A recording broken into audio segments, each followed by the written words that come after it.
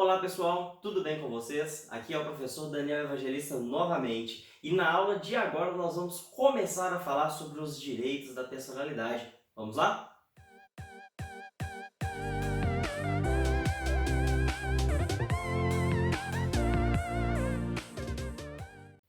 Pessoal, seguinte, presta muita atenção, não vacila. Direitos, tem um S, plural, tá? Direitos da personalidade. O que nós estamos falando aqui na verdade? Vamos para o nosso conceito? Primeiro, olha, direitos da personalidade ele vai ser o complexo de atributos de expressão física, psíquica e moral da pessoa em si e em suas projeções sociais. Ele, na verdade, vai ser ali uma característica que qualquer pessoa ela terá simplesmente por ela ter personalidade. Lembra que eu falei com você que quem é pessoa tem personalidade? Ótimo! A personalidade ela vai ser vista em dois aspectos. Lembra que ela é um direito sui generis? Ela, de um lado, vai ser vista como a capacidade, de outro lado, ela vai ser vista como os direitos da personalidade, como se ela fosse um direito em si mesma. Você tem personalidade. E porque você tem personalidade, você já tem os direitos da personalidade. Todos nós temos. E isso não vai ser uma diferença para nenhum tipo de pessoa. Ninguém é mais pessoa do que ninguém. Lembra que nós já falamos sobre isso também? Significa dizer então que porque você é uma pessoa, você tem os seus direitos no plural da personalidade. O que é isso? Com exemplo fica mais fácil, né? Exemplo, a sua honra. Exemplo, o seu próprio nome ele é um direito da sua personalidade. Exemplo, além disso, os direitos de propriedade intelectual. Escrevi um livro, esse livro é meu. Estou gravando essa aula é minha, porque isso vem da minha pessoa, algo que tem que ser protegido, e é aí que entram os direitos da personalidade. Tranquilo? Vamos seguir então? Seguinte, para começar, pessoal, já falei, tem um S no plural. O fundamento para a proteção da pessoa é o fundamento do próprio ordenamento jurídico. E o fundamento de proteção dos direitos da personalidade vai ser a dignidade da pessoa humana. E por que a dignidade da pessoa humana é que nós falamos que existe uma cláusula geral de tutela ali dos direitos da personalidade, pautada na dignidade. Vocês vão ver que lá nos artigos do Código Civil que regulamentam a matéria, tem ali dispostos alguns artigos específicos sobre alguns direitos específicos. Mas o Código Civil ele não esgota todos os direitos da personalidade que existem. Nós chamamos o rol é uma lista, tá? Nós chamamos o rol do Código Civil como se fosse um rol meramente exemplificativo. Como assim, Daniel? Traduz isso aí para mim. Olha, nós podemos falar em tantos direitos da personalidade quantos você queira, desde que seja como fundamento a dignidade. Significa dizer, então, que o Código Civil ele não esgota todos os direitos da personalidade. Como assim, Daniel? Olha, presta atenção. O Código Civil ele foi escrito, na verdade, na década de 70, por mais que ele é de 2002, a data que ele foi escrito ele foi bem antigo, o processo de criação ele demorou muito tempo mesmo. Mas quando o código ele foi promulgado, o avanço tecnológico não era tal qual hoje. Né? Então, hoje, por exemplo, nós falamos muito sobre dados pessoais. Você já reparou quanto vale o seu dado pessoal? Nós geramos uma quantidade muito grande sobre isso. Isso é até um assunto para outros vídeos nossos aqui. Tá? Mas dentro ali dessa dinâmica, nós podemos lidar ali como se os dados pessoais fossem também um atributo da nossa personalidade. Algo que não está escrito ali no Código Civil, mas que pode ser assim interpretado, porque tem como fundamento a dignidade da pessoa humana. Se tem como fundamento a dignidade, terá ali sim a existência de um direito da personalidade. Tá? Seguindo então, eu preciso que você saiba a diferença entre direito fundamental e direito da personalidade. Ambos protegem aquilo que nós temos de mais importante, aquilo que nós temos simplesmente por sermos pessoas. Mas estes são direitos diferentes. E eu preciso que você entenda junto comigo aqui. Tá? Quando nós temos uma relação com o Estado, nós falamos que essa relação ela é verticalizada. Como assim? Você mora numa esquina, vem a prefeitura e fala, olha, você vai ter que sair da sua casa. Você fala, por quê? Porque nós vamos fazer uma praça aqui. Você pode falar que não quer sair da sua casa? Não. Claro, pessoal, existem regras específicas para esse tipo de desapropriação, mas se o Estado fizer tudo certinho, a única coisa que você terá poder de discutir é o valor. O valor que vai ser a sua indenização. Agora, eu quero comprar sua casa, eu pago 100 mil reais nela, você me vende? E se eu te pagar 200 mil reais nela, você me vende? E se eu te pagar 10 milhões de reais, você me vende? Você é obrigado a me vender por qualquer valor que seja? Não, nem por um, nem por 1 milhão, nem por 1 bilhão. Ninguém é obrigado a fazer nada. Porque em relações privadas, nós falamos que você não é obrigado a fazer nada. Você pode fazer tudo aquilo que a lei não te proíbe. E você não é obrigado a me vender qualquer coisa que seja. Porque nós temos uma relação horizontal, de pessoa para pessoa. Quando nós temos essa relação horizontal, nós falamos em direitos da personalidade. Eu não posso ofender esses seus direitos. Mas veja só, lembra que o Estado ele faz quase tudo aquilo que ele quer, porque ele tem uma relação de verticalizada ali, uma relação vertical, que ele impõe a vontade dele sobre você? Pois é, nessa relação não pode acontecer um abuso, por exemplo? Pode, né? E quem é você contra o Estado? Só mais um pequenininho contra o Estado grandão, não é mesmo?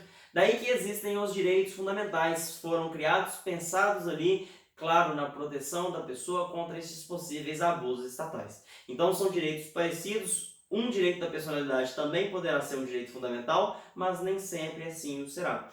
São direitos diferentes que muitas vezes eles se comunicam. E ali é que nós temos essa comunicação entre direitos da personalidade e direitos fundamentais. Tranquilo?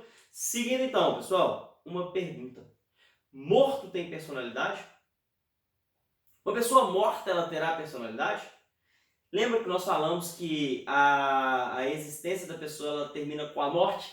E que toda pessoa tem personalidade? Existe algo que não é pessoa que tem personalidade? Não. Morto não tem personalidade. Professor, não, espera. Então eu posso falar o que eu quiser de uma pessoa morta? Também não é assim, tá? O morto ele não tem personalidade, mas ele tem proteção. Não é porque você não tem personalidade que você não terá proteção alguma. Mesmo não tendo personalidade, o morto terá proteção jurídica. Mas te pergunto, o morto vai levantar lá, vai sair dos mortos, vai ressuscitar para ajuizar uma ação para requerer algum direito dele? Não. Alguém em vida terá que fazer isso. E a pergunta é quem? Quem que vai fazer isso, Daniel? Calma, o artigo 12 do Código Civil tem essa resposta. Vamos começar do caput, da cabeça desse artigo, para depois lermos o parágrafo que fala sobre a situação do morto. Vamos lá?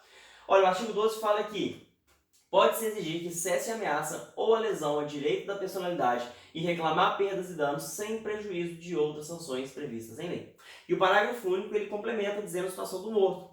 Em se tratando de morto, terá legitimação. Veja, não tem direito. A pessoa em vida ela é legitimada, ela pode ajuizar uma ação, mas ela não tem o direito não é dela. A legitimação para requerer essa tutela é do familiar. E você vai ver até quem será essa pessoa que terá essa legitimação. Vamos lá? Olha, se tratando de morto, então, terá legitimação para requerer a medida prevista nesse artigo, o cônjuge sobrevivente ou qualquer parente em linha reta ou colateral até o 4º grau, e que você que é concurseiro presta muita atenção. Em concurso que eu mais vi até hoje foram pessoas trocando esse 4º grau para terceiro, para segundo, para primeiro, e você lá lembra que é qualquer parente, mas não lembra o grau. Então lembre-se que até o 4º grau é que poderá requerer que cesse a lesão ao direito de personalidade e reclamar perdas e danos, se isso assim acontecer. Tá?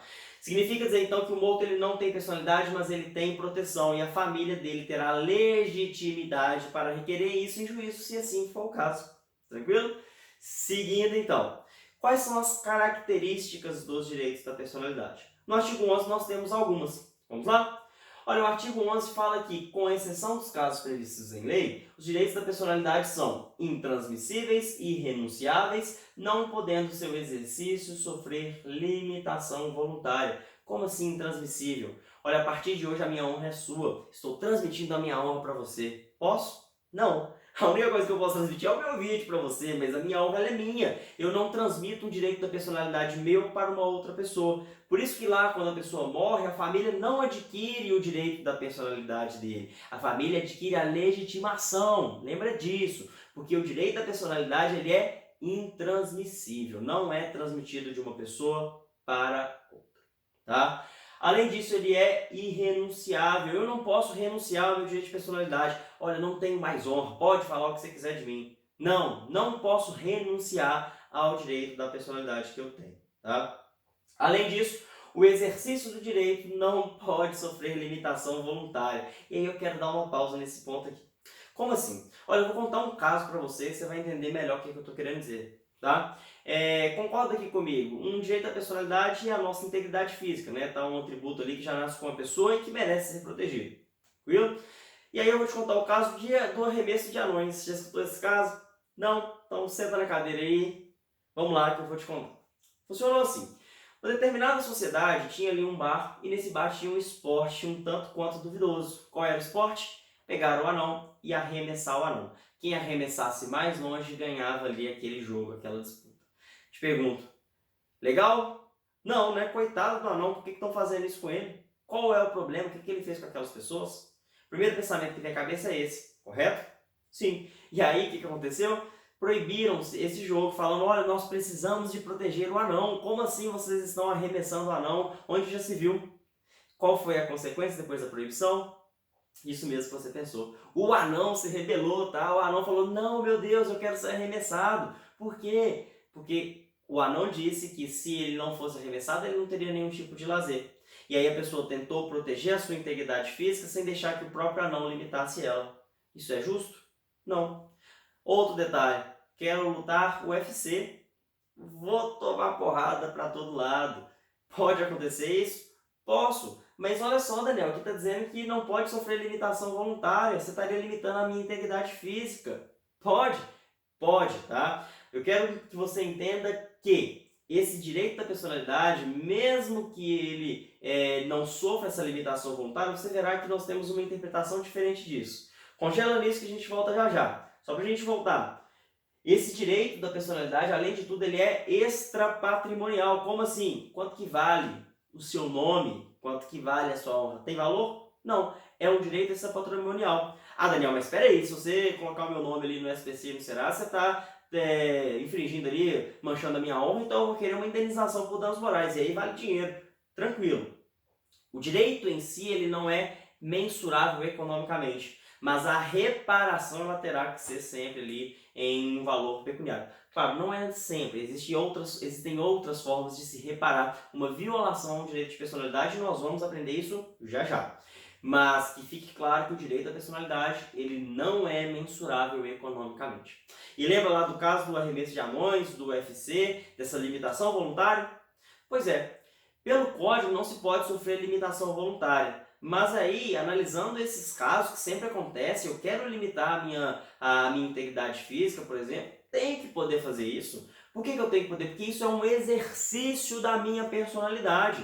Quando você limita voluntariamente a sua personalidade, o seu direito de personalidade, você na verdade está exercendo este seu direito. E aí nós temos alguns enunciados de jornadas, que são encontros ali para se discutir a interpretação de artigos de lei. Nós temos dois enunciados que falam exatamente disso, que pode sim sofrer limitação voluntária desde que não seja permanente, desde que não seja geral, desde que seja para atos específicos. Eu luto o UFC e deixo que a pessoa atinja a minha integridade física dentro do octógono, mas do lado de fora, isso eu não aceitei. E aí a pessoa estaria violando a minha personalidade. Mas lá dentro, tudo tranquilo, porque eu aceitei sofrer essa limitação, porque eu quis, foi voluntário. Se é voluntário, tem sim a possibilidade da gente falar nessa limitação. Para a gente finalizar essa aula aqui, pessoal, seguinte, objeto. O que é a personalidade, o que os direitos da personalidade eles tutelam? Nós podemos falar que são três grandes objetos. Daniel, mas são somente estes? Não, porque nós podemos pensar em tantos direitos da personalidade quanto você quiser. Por que mesmo? Isso aí, porque existe uma cláusula geral e nós temos um mero rol exemplificativo de direitos. Você pode pensar em tantos direitos quanto você quiser, desde que seja algo essencial a uma pessoa, tendo como fundamento a dignidade da pessoa humana. Quais são, então, essas três classificações que nós temos? A integridade física, a integridade psíquica e a integridade intelectual. Estes são ali os objetos dos direitos da personalidade. Pela integridade física, nós temos o direito de nascer, o direito ao corpo, o direito à saúde, o direito ao bem-estar. Pela integridade psíquica, a sua identidade, privacidade, intimidade, a sua honra. Pela integridade intelectual, a sua propriedade intelectual, seus direitos autorais. Isso tudo vai fazer parte ali, vai fazer o complexo dos seus direitos. No plural tem um S, tá? Seus direitos da personalidade. Pessoal, se você gostou, se você está gostando, curta, compartilhe, se inscreva aqui no canal e vamos já já para a nossa próxima aula. Te vejo lá.